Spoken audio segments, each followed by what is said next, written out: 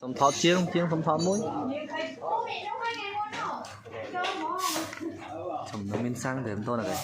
tô xoay này liêng liêng chân này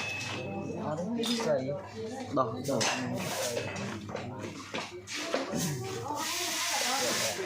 mấy cái ban đường nên hốt ông ấy ra rồi hốt tao rồi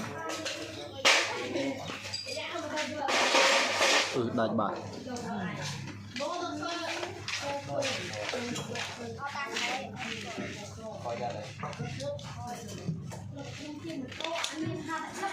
nó cắt trao này.